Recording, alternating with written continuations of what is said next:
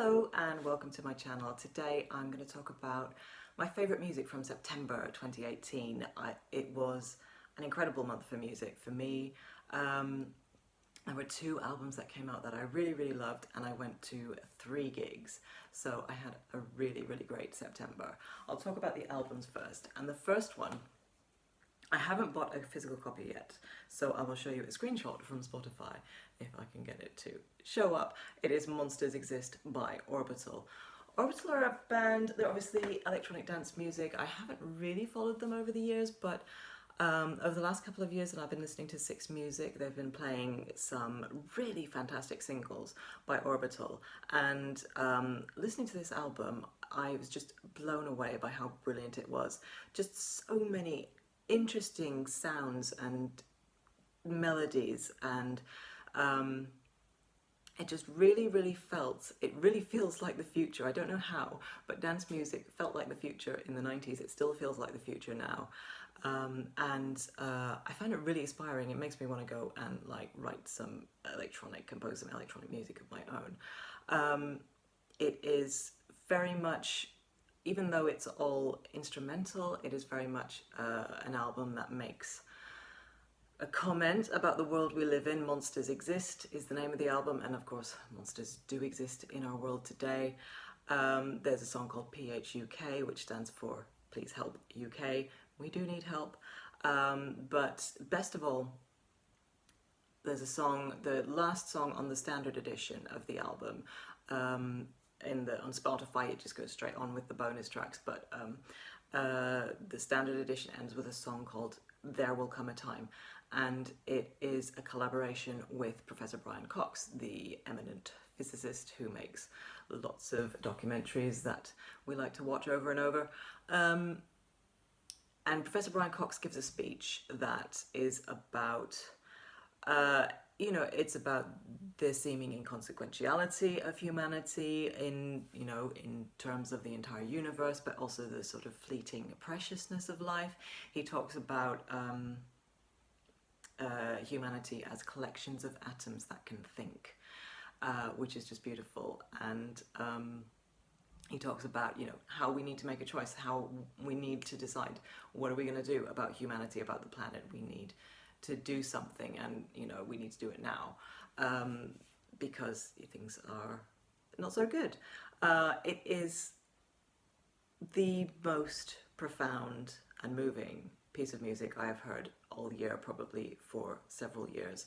I've been listening to the album a lot whilst reading, because it's mostly instrumental, so it's good music to read to, but as soon as that track comes on, I have to stop what I'm doing and just listen. And the music, the actual musical backing of it, it literally makes me feel like I'm staring into a swirling spacescape of stars and galaxies and planets, and like I'm just there surrounded by all this space, and Professor Brian Cox is just sort of standing over there talking to me about it. It is really incredible, and I really recommend that album really highly. The second album that came out in September kind of took me by surprise in how much I loved it. It's The Blue Hour by Suede. Now, Suede are one of my all-time favourite bands. I have listened to them for many years, since their very first single. The first Suede song I ever heard was To the Birds, which was on it was a B-side to their first single, The Drowners, in 1992. But this year, they pissed me off. They really pissed me off, because when they announced this album and the tour dates, they posted one of these gig ID policies, which is where whoever buys the tickets, your name is on the ticket, and you have to present ID when you go to the gig to prove that you are the person who bought that ticket.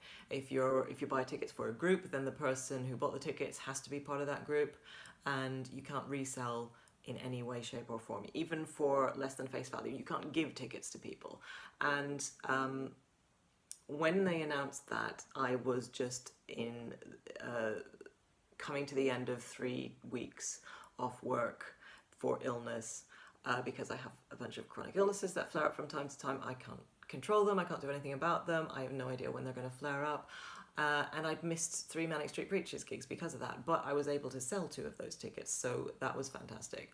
But when, you know, when Suede announced the tour, and instead of, you know, giving any leeway to saying, oh, well, you can resell for less than face value using Twickets, for example, which is a site that lets you do just that, they had this officious line in their policy saying there are no exceptions to this rule.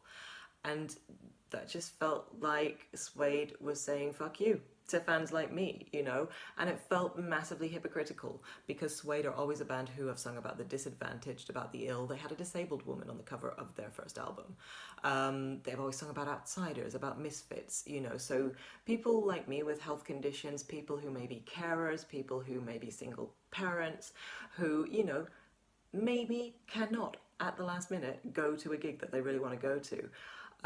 You know, we should have some recourse to being able to sell our tickets, and the fact that Suede sing about these kind of people but didn't seem to care really, really pissed me off. I cannot lie. But a couple of months later they did come out with they changed their policy essentially to say that you could resell the tickets through Twickets, which is a site that lets you resell tickets for face value or less. So at that point I thought, okay, I will buy a ticket to go and see them on their tour, their gig at Hammersmith Apollo, which is coming up in a couple of weeks. But I still was not in the mood to really pay attention to their new songs. I wasn't keen. I was, you know, it wasn't for me until the album came out. I listened to it on Spotify the day it came out, the 21st of September, and it's blown me away. This is pretty close to becoming my favourite Suede album ever. This is the first 21st century Suede album that I've really felt like this is the Suede I fell in love with back again. This makes me feel how albums like Dogman Star and Coming Up made me feel. It is definitely overblown, pretentious, preposterous, all those things. You know, there's a storyline in here about a dead bird which crops up from time to time, which Brett sings or speaks about as though it's very, very profound and important. And things like that with lesser songs would make an album laughable, but with brilliant, brilliant songs, just inspired tunes, it turns it into something so beautiful. You know, this is kind of like the pinnacle of rock and pop, is when bands are brave enough to do something ridiculous, to look and sound ridiculous in the name of making timeless, amazing pop music, and that is what Suede have done here. I am so, so excited to see them live at the Hammersmith Apollo.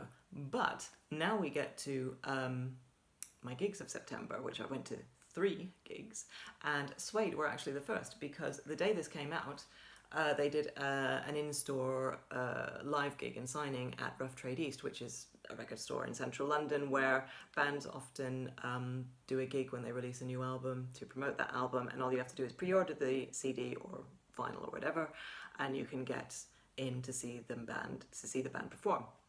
So that's where I got my copy of the CD. But the gig itself, I'll link down below all my blog posts about all the gigs.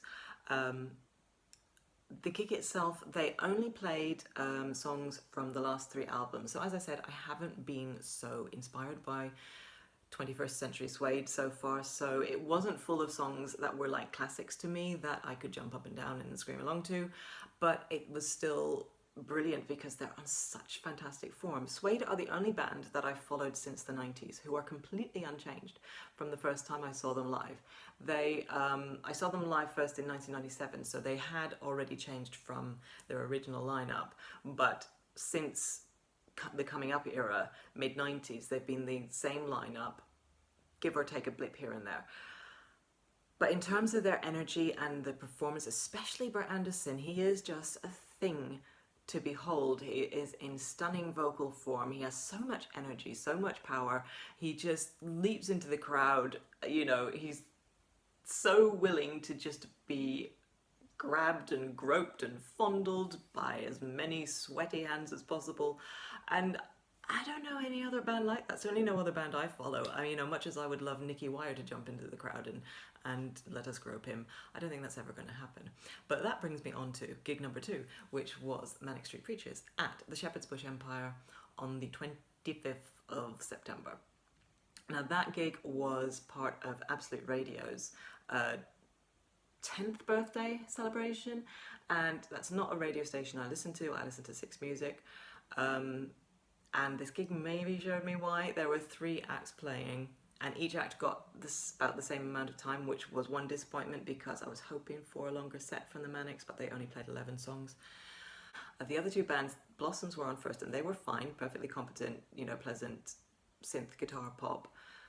George Ezra, I can't even say his name, I hate him so much. George Ezra was the middle performer, and he was so awful. He was so awful, and it just made me despair for the state of, you know, popular music, music that gets in the charts, music that people listen to, that's on the radio, you know, commercial radio and so on. So bland, so boring. Everything about him was so nothing. He was telling all these anecdotes that were just nothing. They were so dull and went on and on and on. And so just a complete vacuum. And I wouldn't mind. It's just that he's so bloody successful that what I think is happening is that because streaming is included in the charts now, plenty of people stream music who don't actually like music. In a sense, they're not music fans. They just want something inoffensive on in the background, and that's where George Ezra comes in. But because so many people, there's probably more people who stream music like that than actual music fans. This is what's getting in the charts, and that's why the charts are in such a rubbish state. And I feel very strongly about it, as you can see. But anyway, let's not dwell on the negatives. The Manics were brilliant.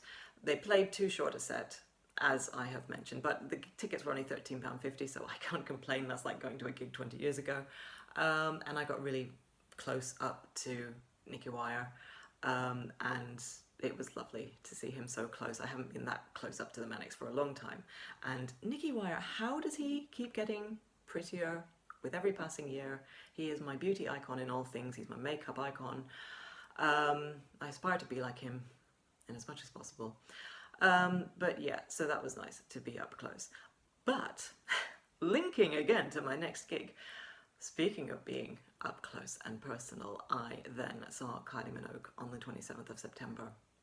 That was amazing. Because I hadn't seen her live for so long, I hadn't seen her since 2001.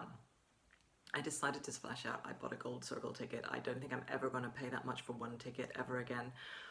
But it was brilliant. Yeah, just to see someone so iconic, such a charismatic and brilliant performer so close. And she is really, really in the form of her life. I have never heard her sing so brilliantly. I've never seen her perform with such confidence, with such joy, just totally in her element. And it was just a brilliant, brilliant show. And just the confetti cannons kept going off. And I was right by the confetti cannons, and just the sheer narcotic thrill of hearing that explosion and being, you know, immersed in confetti glitter. All these things that make going to a Kylie gig so brilliant. I wish I could go again. The one thing I would do, I was stood right in front of the stage, so she quite often came up to be right in front of me, but there was a catwalk as well, and so when she was on the catwalk, I had to kind of turn around and strain my neck to see where she was. So if I went again, which I won't because I haven't got the money, I would stand right in front of the catwalk. So if you are going to see Kylie on Golden Tour, that is my recommendation. Stand in front of the catwalk, and I think you'll have the best possible view. But yeah, that was my pretty amazing September in music. Let me know about your September in music. Did you go to many gigs? Did you listen to many new albums? What have you loved? Let's have a chat about September. And please do leave a like to this video if you enjoyed it, and comment and subscribe, all of those things. And I will talk to you again in my next video.